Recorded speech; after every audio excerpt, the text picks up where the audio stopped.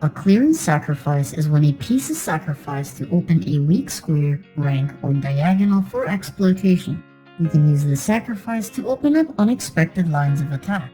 For example, white sacrifices its light squared bishop by checking at f7, and black is forced to take with its rook.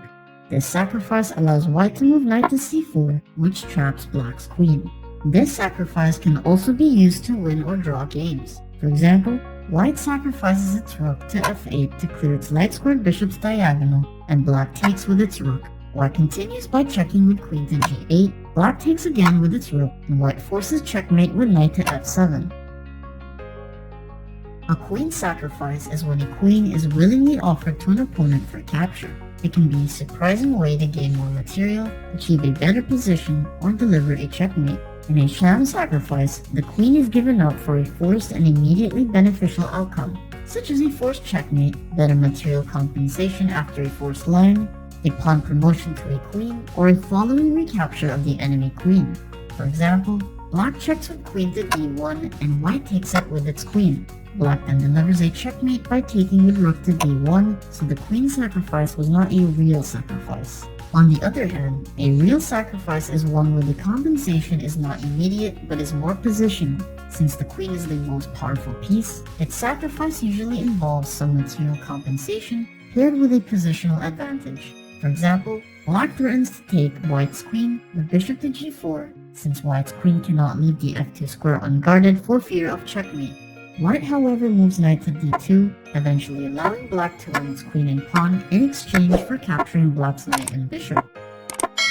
Although down in material, white eventually has more active minor pieces while black's queen is out of play.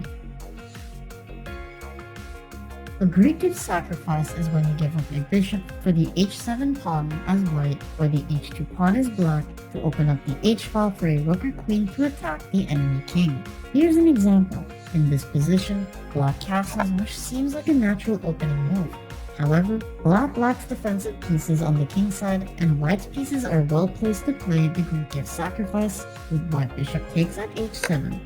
If the black king retakes, white knight checks at g5 and opens a diagonal for the white queen. Black king retreats to g8 and white queen develops to h5, giving white many threats against black's king. After black moves rook to e8 to give more space for the black king, white mates in 5. In another position, black sees an opportunity to play the Greek gift sacrifice with its well-positioned pieces against white's weak king side. So, black bishop takes at h2, white king retakes, black queen checks at h4, and white king retreats at g1. Black then tries to remove the g2 defender with bishop to f3 so that the f8 rook may threaten white's king. White responds with knight to d2, but black bishop takes at g2, baiting the white king into taking to expose itself to black's rook.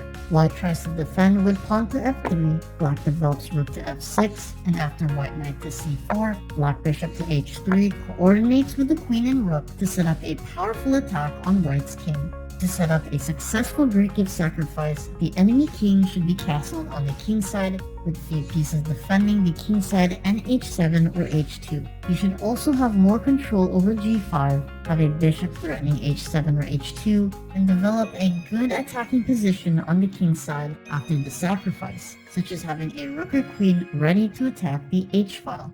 With these in mind, does white have a sound Greek gift sacrifice in this position?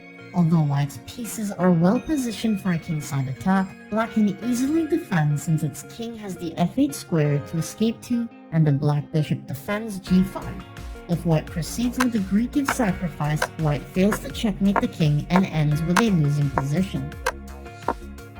To avoid getting caught by the Greek gift sacrifice, you can castle queenside or ensure that the h7 or h2 square has enough defenders after the bishop sacrifice, such as having a knight on f6 or f3. If you notice an incoming Greek gift sacrifice, you can defend with pawn to h6 or h3, although this may create a kingside weakness that may be exploited later in the game. Let's now see the Greek gift sacrifice in action in a 1923 game with Alekhine as white and Druid as black. In this position, there are no defenders around black's king, and the white rook is well positioned to attack the h-file. Alakan delivered the Greek gift sacrifice with white bishop takes at h7, Druid retakes with his king, Alakan checks with rook to h3, Druid retreats his king to g8, Alakan finishes the game with bishop takes g7, and Druid resigns upon realizing his poor position.